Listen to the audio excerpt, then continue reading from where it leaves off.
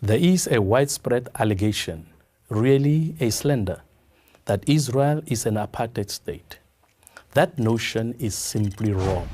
It is inaccurate and it is malicious. And it will not help to promote peace and harmony in the Middle East. Its only purpose is to demonize Israel and to isolate her in an attempt to delegitimize Israel's existence. And because it is so inaccurate, it betrays the memory of those who suffered through a real apartheid.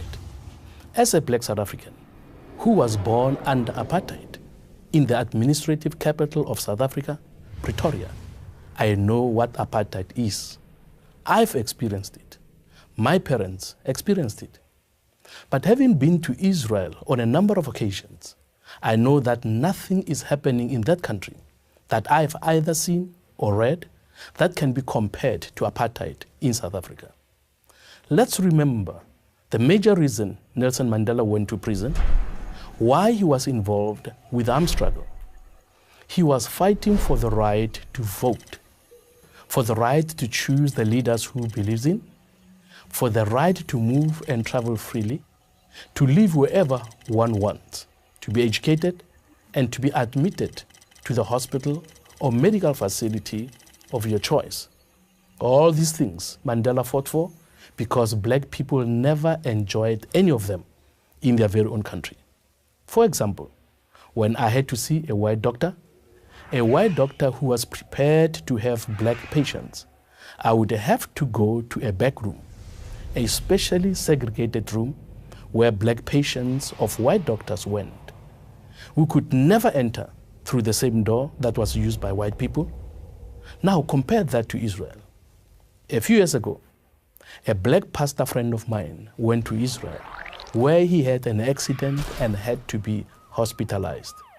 When he came back to South Africa, he said to as many people as he could that the people who are talking about apartheid in Israel are talking nonsense. When I was in that hospital in Israel, he tells people, on my right was sleeping a Jew, and on my left was a Palestinian Muslim. And in between that Palestinian Muslim and that Jew was this black South African. In private, the Palestinians he was with in the hospital said to him, "This Israel is an apartheid state thing, is what politicians are saying. It is not what we are experiencing on the ground." We all need to recognize that those who say that what is happening in Israel is like apartheid South Africa are minimizing the suffering that black South Africans endured.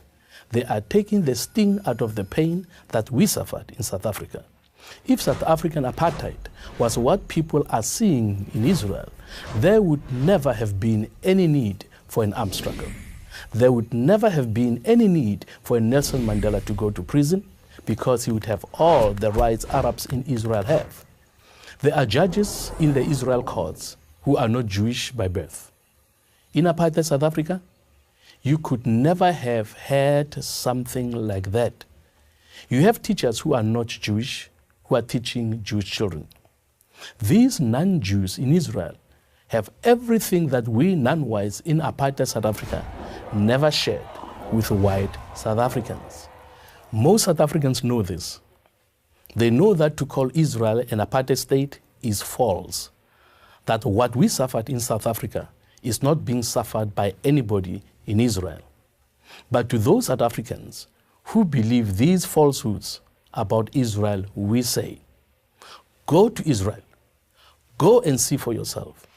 Tell us where you see Palestinians having to endure what we endured during apartheid. As a member of the South African Parliament, and in the name of millions of my fellow black citizens of that country, we know what apartheid really was. And I therefore ask those in the United States, Europe, and anywhere else in the world who charge Israel with practicing apartheid to please stop doing so. You are damaging the truth. You are damaging any chance for peace in the Middle East. And most of all, you are destroying the memory of the real apartheid. The charge that Israel is an apartheid state is a lie.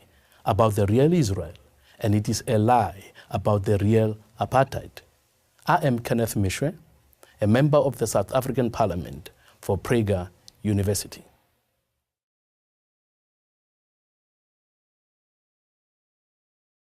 Would you like to see more courses like this one? Donate, subscribe to our YouTube channel, and visit prageruniversity.com.